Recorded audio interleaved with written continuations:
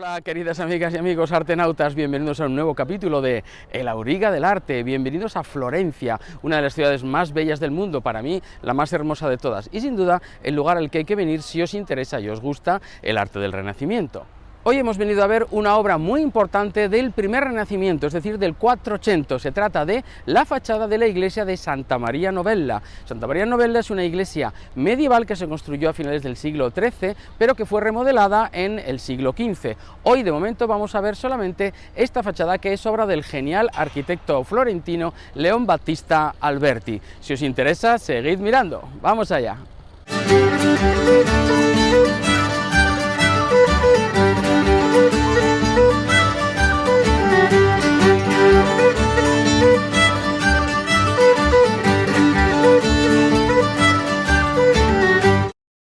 ¿Quién era Leon Battista Alberti? Bueno, pues Alberti fue uno de los grandes iniciadores del Renacimiento, sobre todo en arquitectura, junto con Filippo Brunelleschi, y nació más o menos con el siglo, creo que nació en 1404, por tanto se enmarca, por supuesto, dentro del 400 del siglo XV, pero es que además fue uno de los primeros polímatas del Renacimiento, es decir, se dedicaba prácticamente a todo, algo como Leonardo, como después lo fuera Leonardo, porque era, sobre todo arquitecto, pero también era matemático, poeta, filósofo, tratadista, trabajó para varios papas como secretario y además de práctico, de ser arquitecto, que hizo algunas obras famosísimas, aparte de esta que estamos describiendo, hizo también, por ejemplo, Sant'Andrea di Mantova, la iglesia de San Andrés de Mantua, o el Palazzo Rucellai, que está también aquí en Florencia, por aquí cerca, y sobre todo, como digo, a nivel teórico, escribió varios tratados que son importantísimos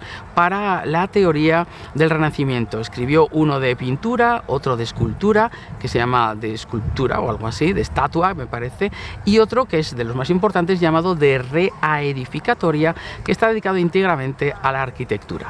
Él buscaba los principios básicos, las normas matemáticas en todo, y bueno, era un auténtico científico y, como digo, polímata, dedicado prácticamente a todo. Y lo que hizo fue pues poner en práctica sus propias teorías o principios en edificios o en fachadas como esta que vamos a describir a continuación.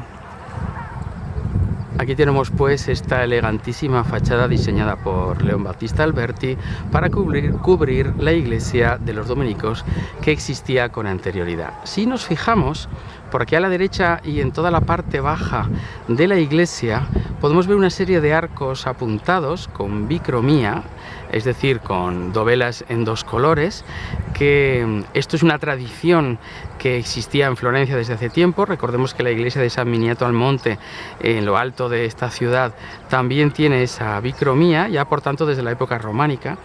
Estos arcos que veis aquí no es otra cosa que tumbas. Si nos fijamos ahí abajo hay como unos sarcófagos que son pues abelli, creo que les llaman, y bueno, pues son un cementerio en terreno sagrado, ¿vale?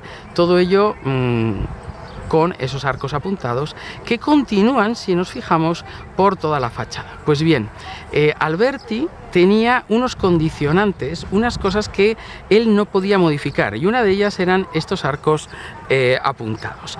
Otra cosa que él no podía modificar es la posición de los vanos. Fijaos que tiene tres puertas, una central más grande y alta y dos laterales, y tampoco podía modificar la ubicación del rosetón, es decir, de la ventana circular que encontramos en la parte de arriba. Todo esto estaba ya hecho en la iglesia y él pues no podía alterarlo. Lo único que podía hacer es un revestimiento utilizando esos espacios y esas dimensiones que, como digo, no se podían alterar.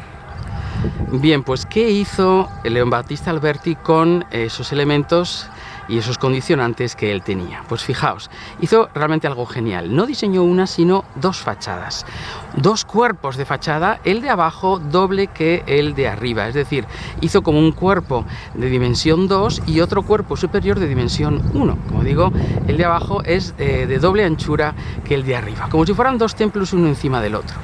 Sobre estos arcos apuntados que ya existían, que son la prolongación de esas tumbas que os decía antes, esto no lo podía modificar, pero los reutilizó, digamos, los prolongó con esta serie de pilastras de mármol blanco y sobre ellos ya colocó arcos de medio punto, que son unos arcos más renacentistas, más propios del 480 al estilo o época al que pertenecía Alberti. Todo ello con dentro, como veis, otros diseños en arcos de nuevo de medio punto y con otros recuadros. En este vano central, que él tampoco podía modificar, lo que hizo fue convertirlo en una especie de arco romano.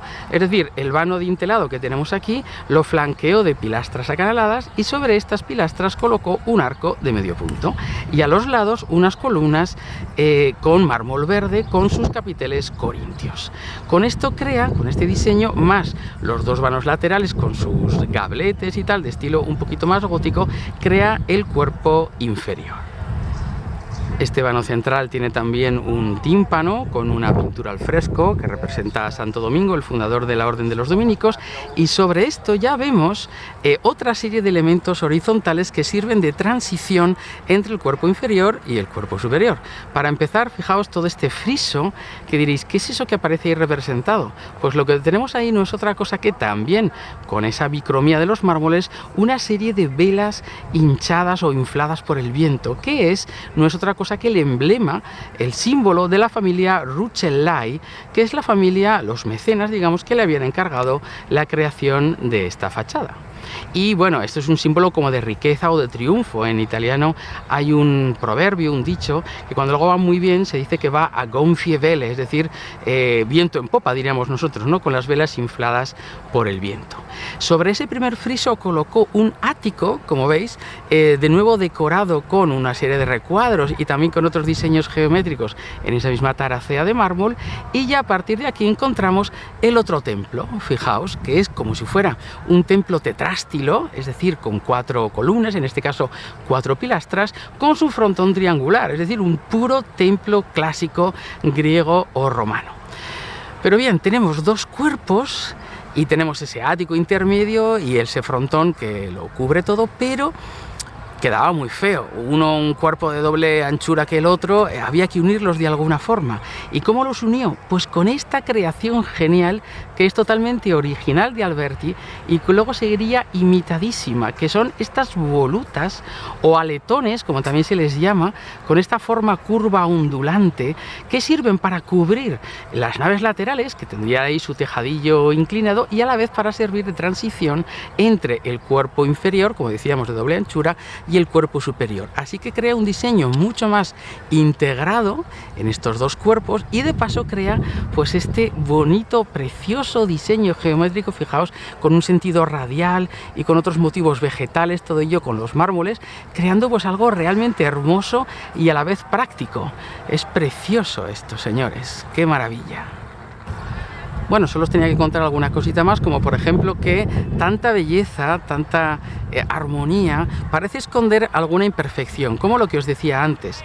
Lo suyo habría sido que este rosetón estuviese justo en el centro, tanto en anchura como en altura de este segundo cuerpo, pero como veis hay una pequeña, pues eso, imperfección, pero dada porque ese vano ya estaba hecho, que es que ese óculo o rosetón está como muy pegado al ático, está en la parte baja.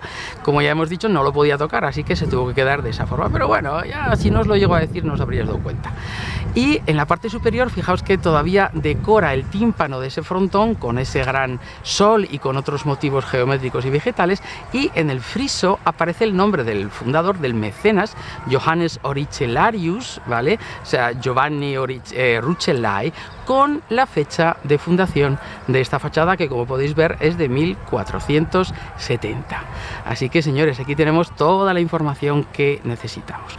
No os podéis imaginar la cantidad de estudios matemáticos y de proporciones que tiene esta fachada increíble. Aquí aparece el número áureo, hay proporciones raíz de 2, dobles, 1, 2, es todo realmente impresionante, unos cálculos matemáticos alucinantes para hacer esta fachada tan bella, preciosa y armoniosa, que es una de mis fachadas preferidas de toda la arquitectura renacentista y de Florencia. Bien amigos, pues esto era todo desde Santa María en Novelda. Si os ha gustado el vídeo, ya sabéis, dadle a me gusta y por supuesto, si aún no lo habéis hecho, suscribiros al canal El Auriga del Arte. Hasta otro capítulo amigos.